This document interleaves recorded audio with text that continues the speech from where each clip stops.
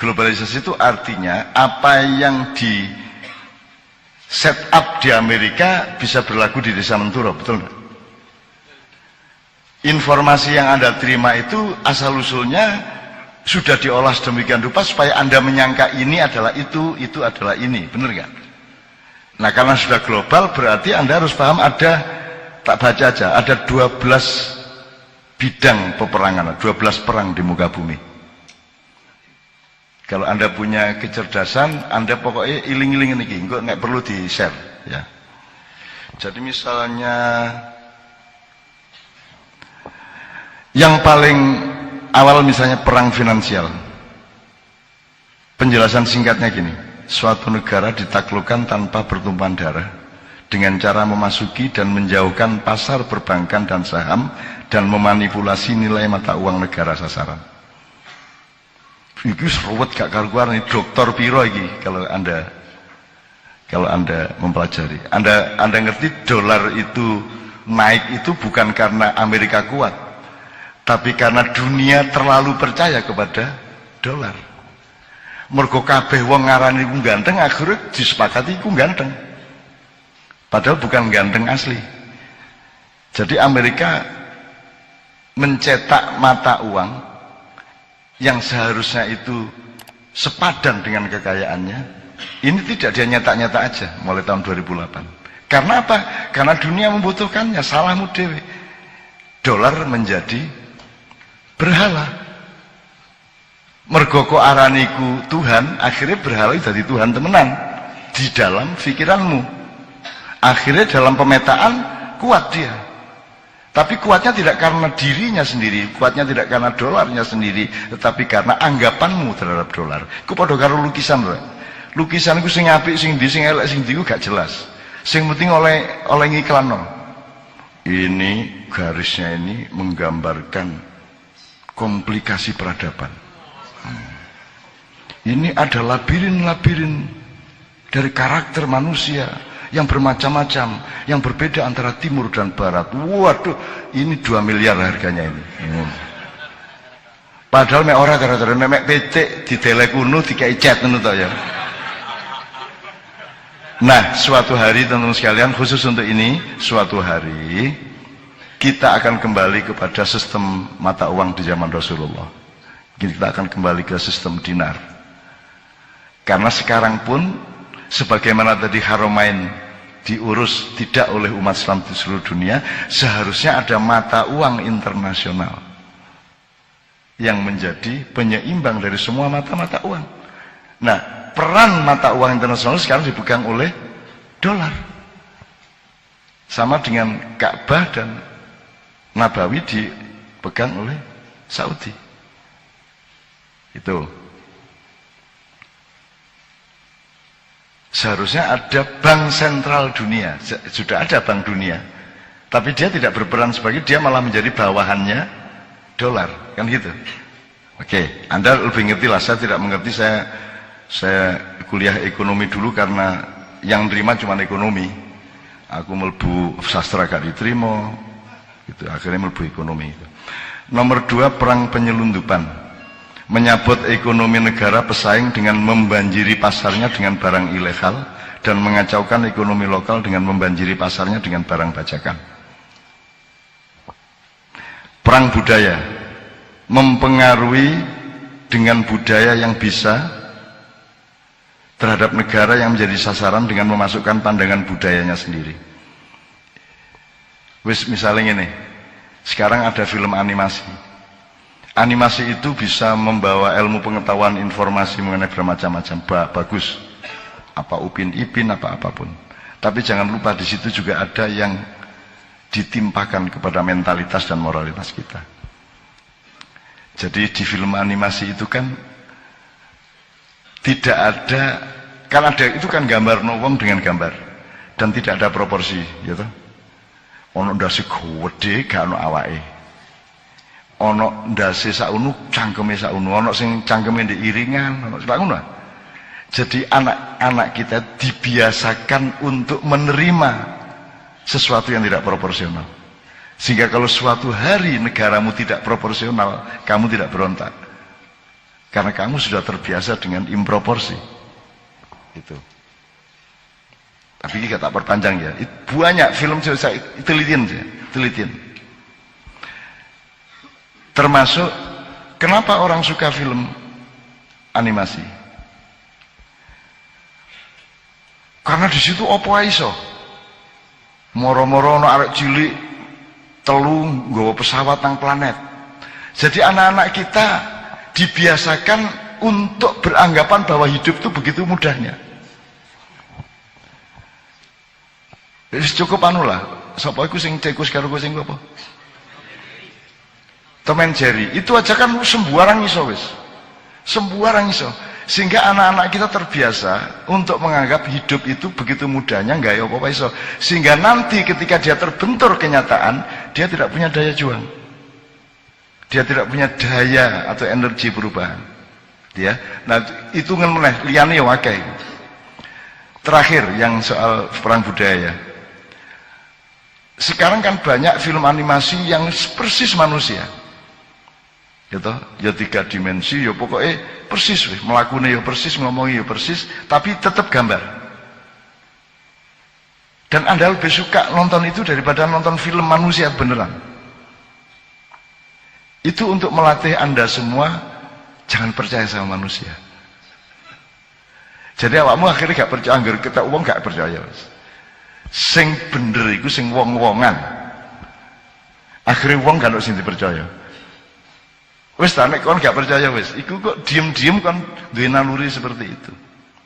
Termasuk nanti mungkin Cak Fuad bisa ikut menjelaskan.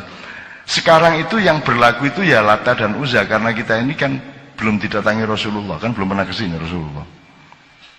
Mudah-mudahan suatu hari Gusti Allah merubah takdire, wis nek ngene carane tak tekakno nang Indonesia emat kon mat gitu. Wong nggih purun kula, mungkin biyen kula kepengin ndelok-ndelok ten Indonesia ini terusnya gendeng-gendeng wonge. Maksudnya kita itu mengalami dan sedang meyakini dan bergembira dengan Lata dan Uzza. Saya pernah mendengar tafsir Cak Fuad, Lata itu adalah idola dari masa silam. Ulama-ulama di zaman nabi-nabi sebelumnya, terutama Nabi Nuh itu diinformasikan turun-temurun sehingga orang mengidolakan ulama-ulama itu kemudian dipatungkan, itu Lata. Jadi ibarat kita itu ya mematungkan Gajah Mada, Pak Dirman, siapa meneh, Bung Karno, gitu-gitu ya. Yang sudah mati, itu Lata. Kalau Uzza itu idola-idola khayalan, Naruto, Scooby-Doo, SpongeBob, Gatot Kaca, yang khayalan. Dengan Lata dan Uzza yang diberlakukan secara nasional di media-media, yang Anda tidak mengerti bahwa itu Lata Uzza yang diiklankan sebenarnya, yang dimasukkan, di brainwashkan ke otak Anda, maka Anda tidak akan percaya kepada orang yang baik yang ada sekarang. Tidak percaya Anda. Jadi tidak mungkin muncul tokoh di Indonesia karena yang dipercaya adalah yang sudah mati sama yang dikhayalkan. Sini orang temelan gak dipercaya, gak mungkin mak iya kan pamrih, gak mungkin, mesti ku kate nggak revolusi meneh-meneh, mesti kate mbuya apa carane kok mesti kudeta itu. Tidak dipercaya kebaikan kayak apapun. Sehingga saya pernah mengatakan gini, kamu tahu kenapa Iran itu kuat, kenapa Syiah itu kuat, secara militer, secara ekonomi, secara mental, ideologi semua kuat. Saya tidak berarti setuju mereka, tapi mereka kuat loh ya. Kenapa? Salah satunya menurut saya karena mereka berangkat dari empati kepada penderitaan Hasan dan Husain. Merasuk betul penderitaan itu sehingga mereka membangun hidupnya berdasarkan dalam tanda petik dendam itu. Gitu. Nah, wong Maiyah dan orang Indonesia, kamu menghayati penderitaan siapa?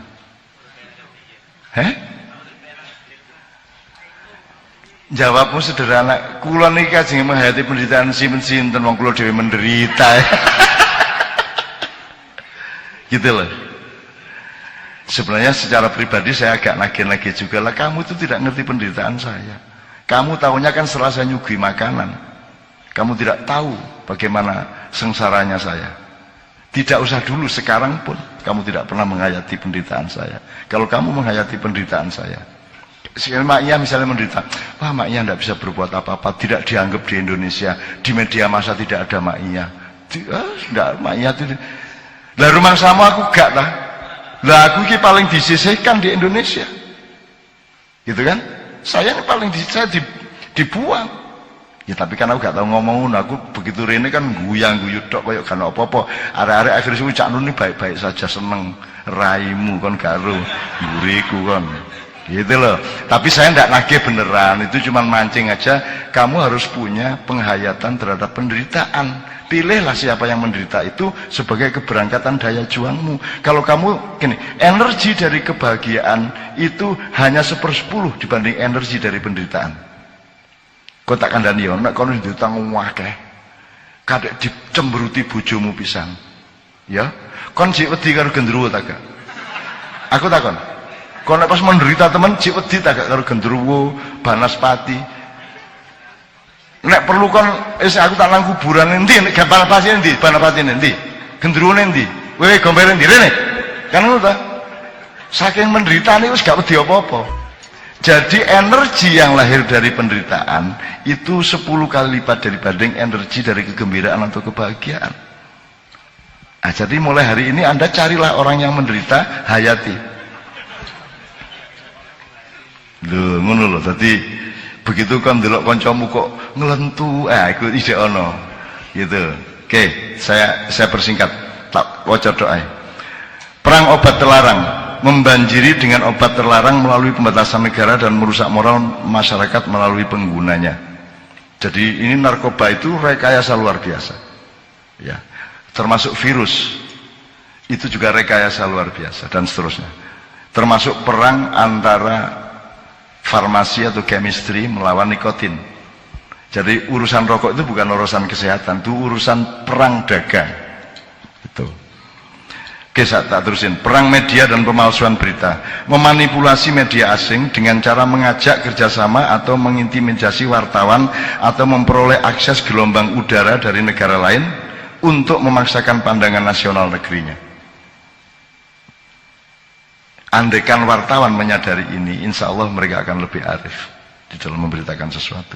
Perang teknologi, menciptakan perangkat standar untuk merebut kendali atau menguasai teknologi tertentu yang bisa dimanfaatkan pada masa damai maupun perang. Perang ekonomi, merebut kendali atas sumber daya alam yang langka dan mampu mengendalikan dan memanipulasi akses dan nilai pasarnya. Jadi Anda itu mau dirampok. Perang psikologi, memaksakan kepentingan nasional dengan mendominasi persepsi negara lawan. Maksudnya nasional sini, nasional sebuah negara yang merekayasa ya. Memaksakan kepentingan nasional dengan mendominasi persepsi negara lawan tentang kekuatan dan kelemahannya. Perang jaringan, berpetualang di dunia maya secara rahasia atau berlindung di balik identitas seseorang, melakukan perang maya yang tidak mungkin dilawan. Jadi teman-teman Facebooker, tolong dianalisis ini. Perang hukum internasional, bergabung dengan organisasi internasional atau multinasional dengan maksud mengendalikan kebijakan dan penafsiran aturan-aturan hukumnya. Makanya legalitas FIFA itu diperebutkan antara PSSI dengan PBSI. Maka sampai hari ini masih beku yang namanya PSSI. Ini tak ceritakan jadi detail. Kalau tak ceritani seneng kan mesti. Gak sido nonton bal-balan kan mana. Alah ngene kurang ajar ngono. Tak kata ceritane cek kon cek duwe hiburan nonton bal-balan. Perang lingkungan, menaklukkan dan melemahkan negara musuh dengan merusak atau mengubah lingkungan alamnya. Jelas ya? Jelas. Oke, jadi ada 12 macam. Teman-teman sekalian, ini tolong dicari, saya kira ada juga kalau Anda browsing apa segala macam. Tolong diperkaya. Artinya kita jangan mudah menjadi alat tunggangan dari perang-perang global internasional ini.